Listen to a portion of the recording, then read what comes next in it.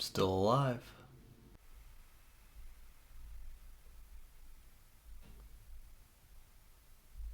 Be more than human. Hello and welcome back to the channel. My name is Joseph Carroll. I write under the pen name J.R. Carroll.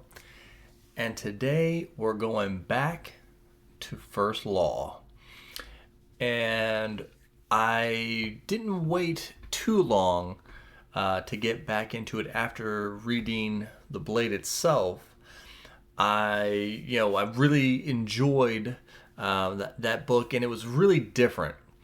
Actually, you guys were the ones who voted on it, or voted on me to give it a try, and I wasn't in love with the characters just yet, but the world building is what really, and his writing, Joe Abercrombie's writing style, is what really drew me back to say, okay, we're putting the next book on the TBR for the following month. And so Before They Are Hang was the next one. And I have to say, he went more in the traditional fantasy way of making the book, kind of, we're all branching out now and going on adventures and such things. But I really liked it. It got you closer to the characters, which I really liked. Because, like I said in the first one, the characters are different and interesting, but I didn't feel like it really pulled you towards it. But again, it was the first book, so you can't do so much in one book for the most part. But this book really started kind of pulling those characters more into you. And I really feel like Glocta stole the show on this one. They sent him away. They sent him away to what was the name of that city? Daguska.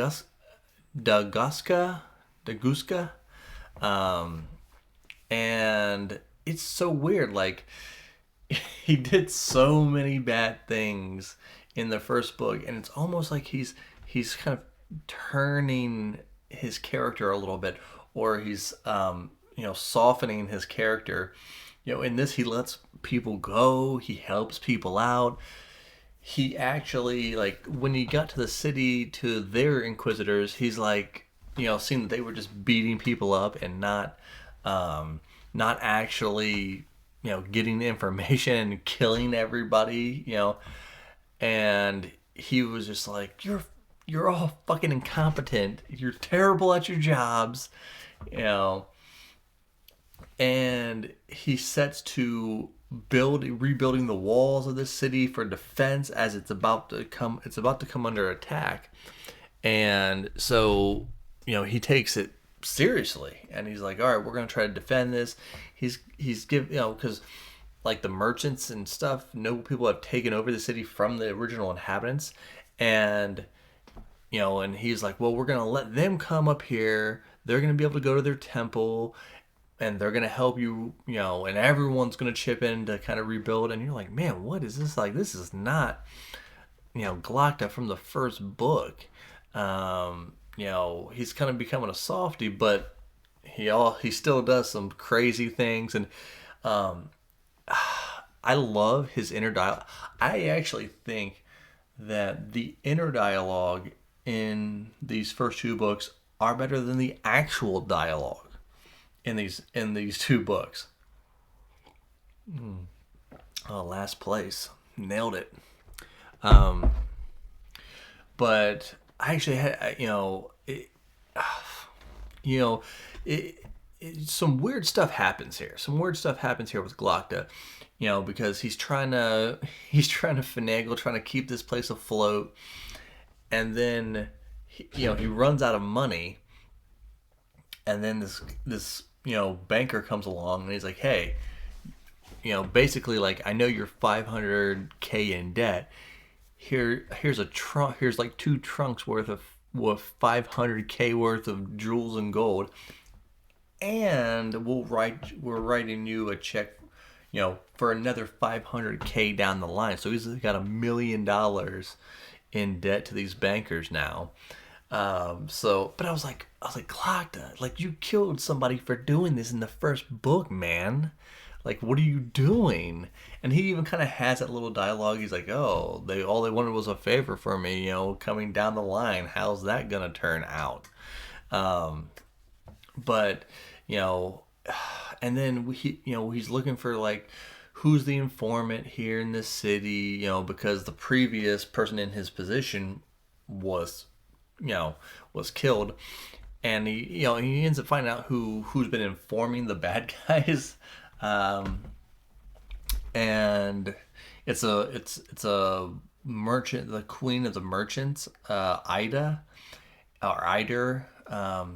And he ends up letting her go, and I'm just like, okay, this is, he is definitely changing his character. And then you got Giselle. um and I tried not to watch too many videos on the First Law and whatever, because I didn't want to spoil anything for myself, but I don't know how other people feel. But I'm just not a big fan of Giselle. I mean, he's a real whiner the whole time.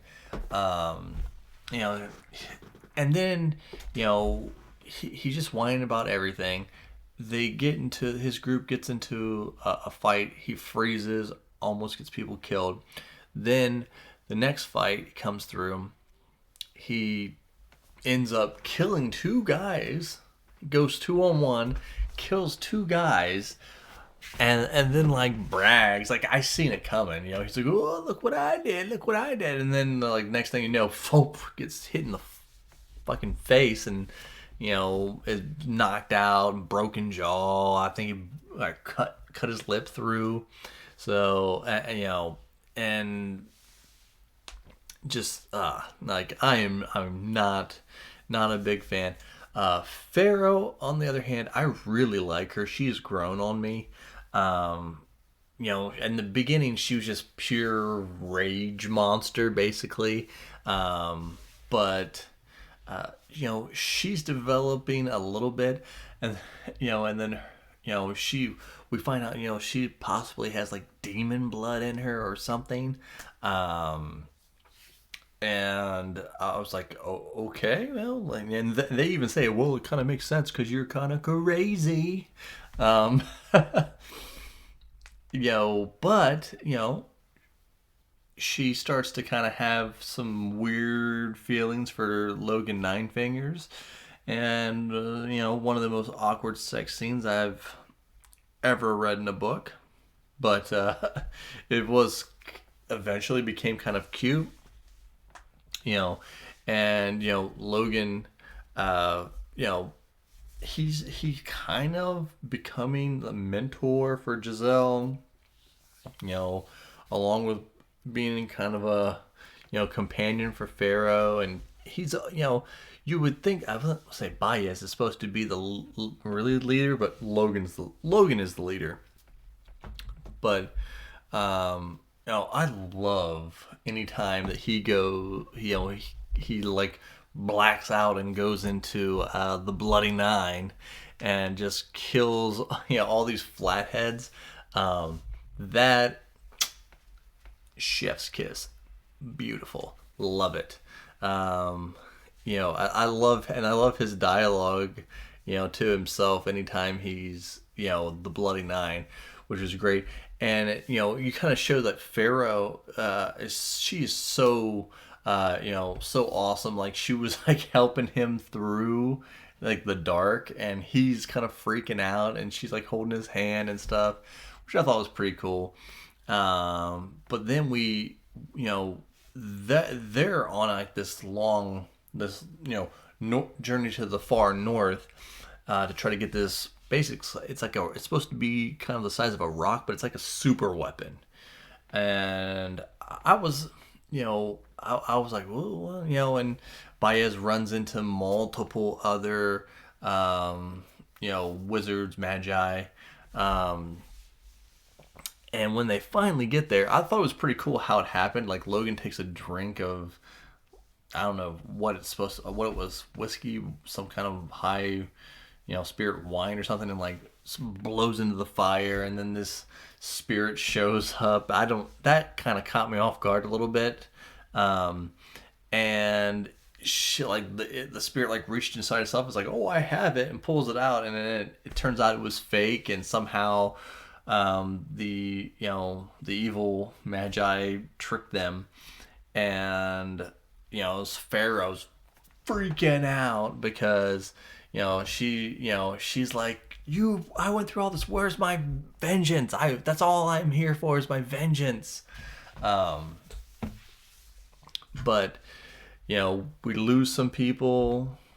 um Dog Man ends up as the leader after three trees ends up dying, which was it was kind of emotional. I mean, I wasn't super invested in him, but seeing Dogman kind of take over, and then Giselle's all finally happy to get to go home to Ida, who we're like got in like trouble with like tax collectors or something, and and again Galacta comes to her aid, and basically like, oh yeah, you're gonna give her everything you took back, and like he lets her like kick the shit out of this guy, which I thought was awesome.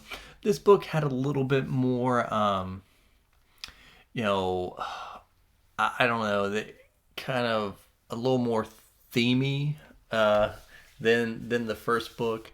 A little bit more social commentary, I guess.